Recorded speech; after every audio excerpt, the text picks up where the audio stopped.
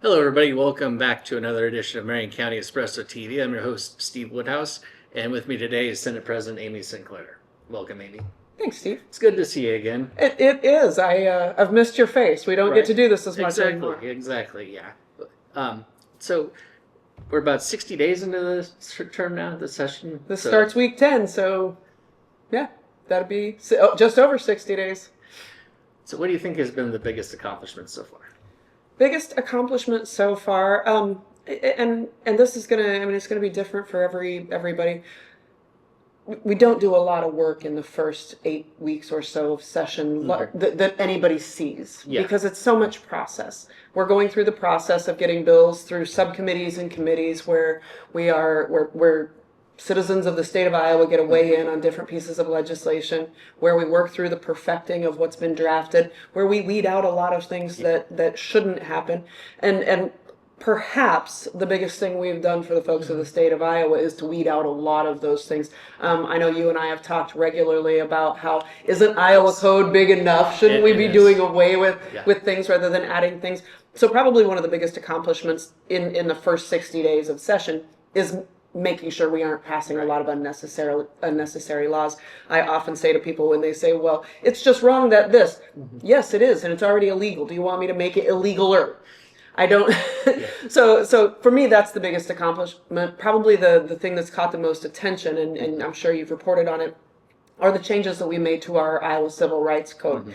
And while I believe wholeheartedly that every human being has a God-given right to be protected by our government, in those things that we define, maybe even in the First Amendment, to freedom of speech, freedom to assemble, freedom of the press, freedom of religion. All of those things should be protected for everyone, as well as equal protection under the law and all of the things that are described in law.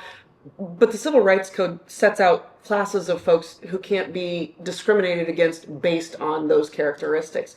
And Iowa's Civil Rights Code was one of less than half of the states that included gender identity in our Civil Rights Code, and that happened back in 2007, 2008, somewhere around there.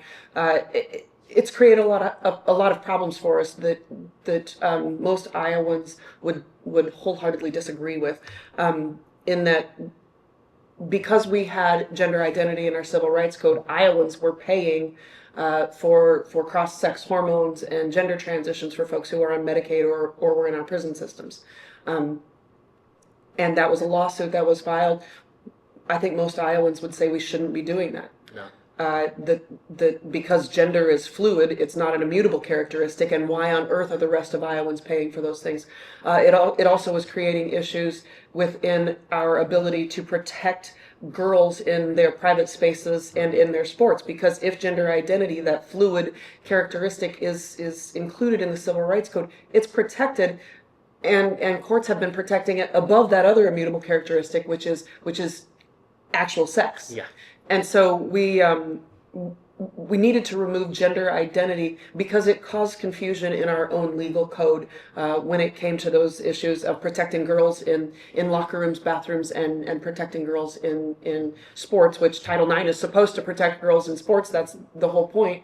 And yet, because of the way that Iowa's Civil Rights Code was written, we weren't. And we weren't being allowed to, from a court system, the justice system perspective.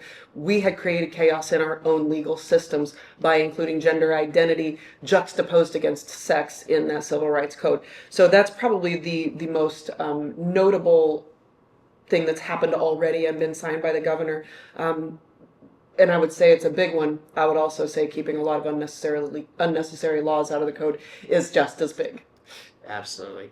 I know property tax reform was the big topic this year, and Senator Ken Rosenbaum said over the weekend that there are at least 4 proposals out there, and I know Barb Kniff-McCullough said in the House there, Bobby Kaufman was taking a lot of input as far as, I believe it's Bobby Kaufman, was taking a lot of input about what they thought would be ideal for that.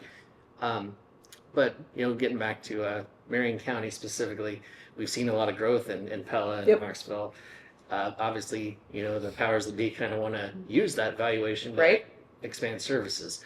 So where do you land, on property tax reform? Where do you think is the best outcome? So I've long said, Mm-hmm. and not this year, not last year, not 2 years Mm-hmm. ago when we passed some property tax reform, not 4 years ago when we passed some property tax reform, I've long said that Iowa's property tax system is far too complex, far too complicated, not transparent, not user friendly, neither for local electeds nor for the people paying the bill. It's just not a great system. Back in the 70s was the last major overhaul we did, and frankly, that complicated things even more because it tied residential land to ag land and left commercial and industrial out in the cold, footing most of the bill. We created our own problems by complicating this system that is necessary. We need property taxes. We don't have minerals like a Wyoming or a South Dakota. We don't have tourism like a Florida or a Texas. We have to have property taxes to fund local services, whether that's schools or fire departments or police departments or roads and bridges, whether it's your hospitals. Those are all funded through the mechanism of property taxes. They are all benefits to the property owner. My house catches on fire, I call the fire department. Somebody breaks into my house, I call the police department or the sheriff's department. They're direct benefit to the property owner. You take the road to get to your property. So it makes sense that a tax on the property would be the mechanism used to pay for those, right? Right. And so we need that system. We don't need a complicated system, and I've long said that. There were the bill in the House and in the Senate that I believe has the most reasonable chance of moving forward is one that's a complete overhaul of our property tax system. It does away with that complicated mess of the rollback. It lowers and reduces an inequity between property poor and property rich districts. That uniform levy for school districts, which is an immediate reduction in property taxes moving forward. And it increases the homestead credit so that folks who live and work in Iowa have a more predictable base for what they're paying on. Eliminating that rollback, frankly, will help property owners because when the markets fluctuate, homeowners are seeing fluctuations in their valuation, and yet the rollback might look different because properties fluctuated more in Ankeny than they did in Knoxville. And so knowing that your valuation is going to be based entirely on your actual market value, that there is no rollback, but that growth on the backside is limited, gives predictability to homeowners, gives predictability to business owners. And I think long term is the best way to uncomplicate what's become a very, very complicated system that is necessary to pay for our roads and our police and our fire and our ambulance. See, that makes a lot more. It makes a ton of sense to me. I'm excited that, and you mentioned Bobby Kaufman and you mentioned Dan Dawson. Those are the Ways and Means chairs in each respective chamber. They dropped that bill 10 days ago. They wanted 2 weeks at least to get input from folks out in local governments, from folks out paying the bills. They want input on this to make sure that it works right so that while we're uncomplicating it, we don't inadvertently create new issues. There are going to be some changes. Yeah. There are going to be some growing pains that go along with this, but I think long term, this is probably the best way to really get at simplifying the way in which we pay for local services. And so it's been out there for 10 days. What kind of suggestions have they seen so far, or have you heard of any? I worked and passed the suggestion on to Senator Dawson and Representative Kaufman both with some county engineers who would like a capped separate levy specific to secondary roads. We have the requirement that in order to draw down their road use tax fund dollars, they have to meet a minimum contribution requirement. They think that if they took their portion of county funding and had it be levied separately so that people understood that this is what this is for, that you're getting gravel on your roads, you're getting your bridge fixed, and they could understand that, have it be a capped levy so that we're not going to grow out of control. They think that would actually help to add transparency so that, most people don't mind paying for their roads. They don't want potholes. And so if they can see that this is what I'm paying for when I pay this portion of my property taxes, that it's going to be an easier step to take for folks when they're paying their taxes. And it also makes their jobs easier because they're not trying to vie for the general fund dollars that also go to the sheriff's office or also go to your board of health or take your pick of services that come out of counties. And speaking of that, there's just never enough money Yet, but yet, Amy, and you and I have talked about this a lot over the years. Do we really need a $9 billion budget for a state with about 3 million people? I mean, are you guys working on that? Right. And I would say yes. I would say yes. That's exactly what we've been doing. There are those of you who say, yeah, we need a $9 billion budget because we need $9 billion to fund schools. Well, yeah, I can't deny that. I'm always shocked when I go to public forums and I fully fund education. Okay, tell me what that number is. Right. Tell me what that number is. I'll see what I can do. But you got to tell me what the number is to fully fund anything. And so nobody ever gives me an answer. I upset some people, I'm sure, but I at a forum the other day, I said, do you understand that between state, local, and federal sources, we're nearly $18,877 per pupil that we spend on education? Is that fully funded or is it not? Because that feels like it should be fully funded.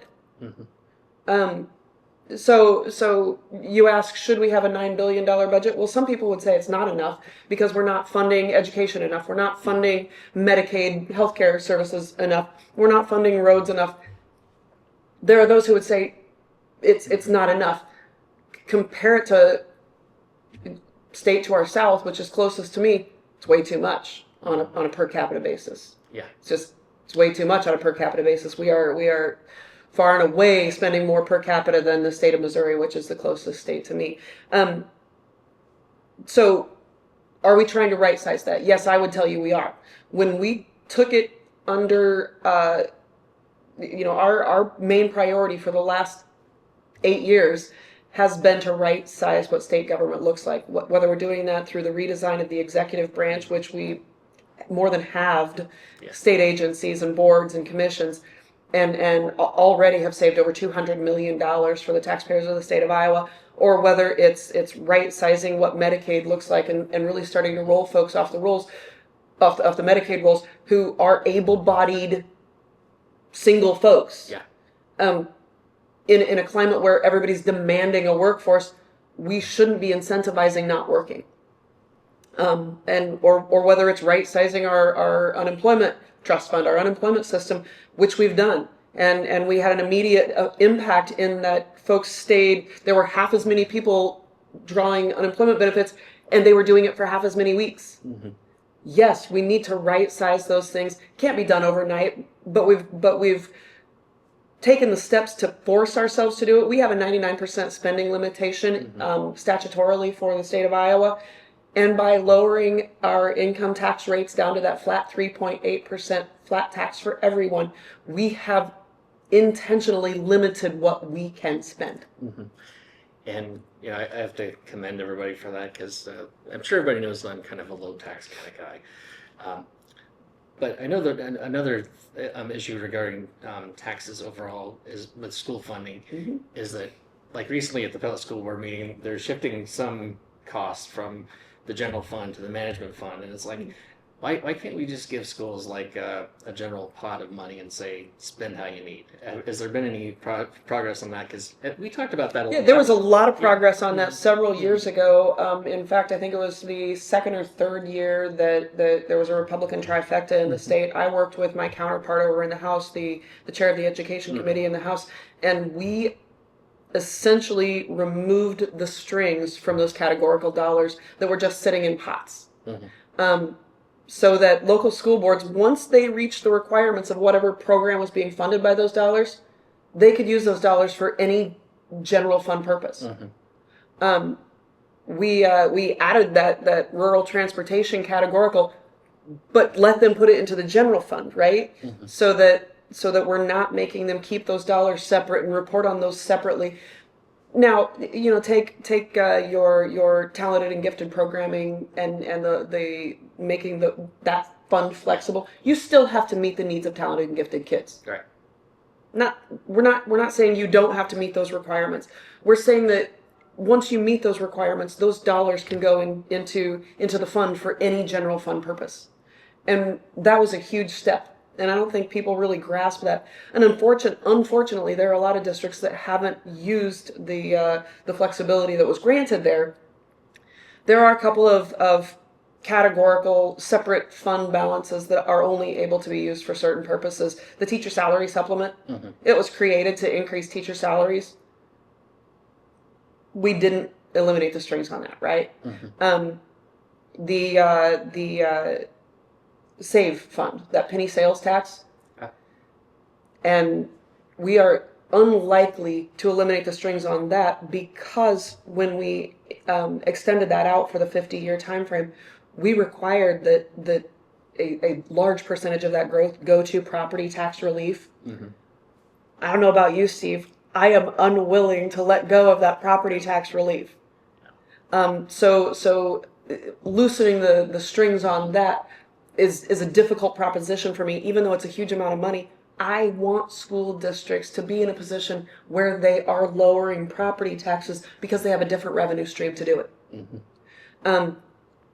And then the PEPL, the physical plant and equipment levy. You know what? That's a levy specific to making sure your grounds and buildings and those major expenditures are well maintained. Probably shouldn't eliminate the strings on a local levy that's specific to that. So, but otherwise, most of the categorical funds have been, the restrictions have been eased. So long as you're meeting the requirements of whatever legislation was passed with those dollars, you can use any excess for any general fund purpose. I know my local boards have also expressed concern about there's not enough money for at risk.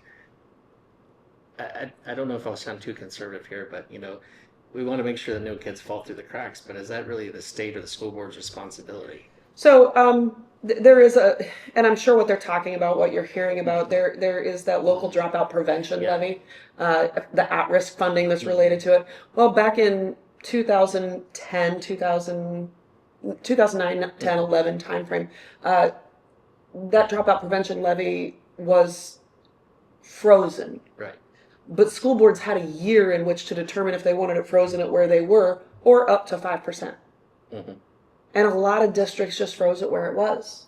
And now they're saying there's an inequity because they're not at the 5%. Yeah. Well, there is an inequity, for sure, but it was a locally chosen inequity. And they had a time frame in which to change that levy if they wanted to. And a lot of districts just chose not to change it. Well, now we've got changing demographics and school districts that probably, didn't have dropout issues or that are now faced with it, or school districts that weren't facing maybe drug issues with students that now are.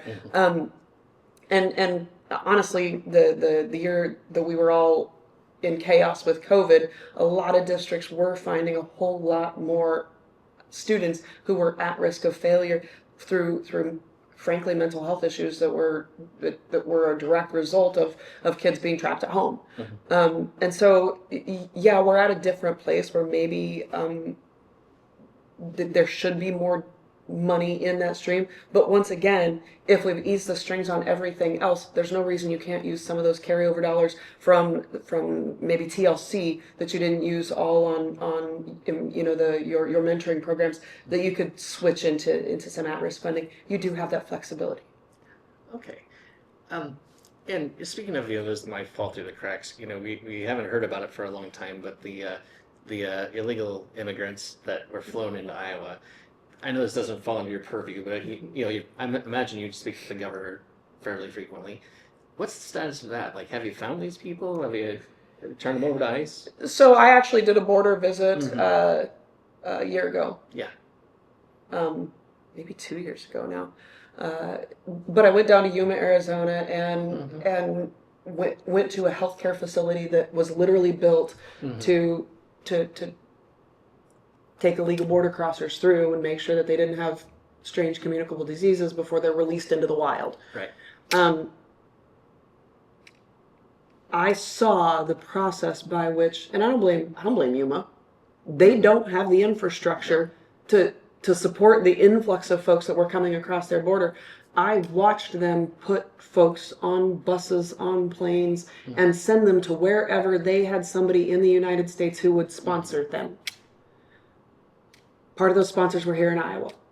That wasn't an issue that was controlled by the governor. It wasn't controlled by the legislature. We had no say in that matter. There were sponsors for folks in Iowa, which means they were probably family of folks who had crossed the border and claimed asylum. And so they were sent to these people who agreed to sponsor them. Again, don't blame UMO. They can't handle it all. So what's the status of them? Who knows? Because there's no way for the state of Iowa to track something we didn't know was happening to begin with. But I know that the impact to some of the local school districts is huge.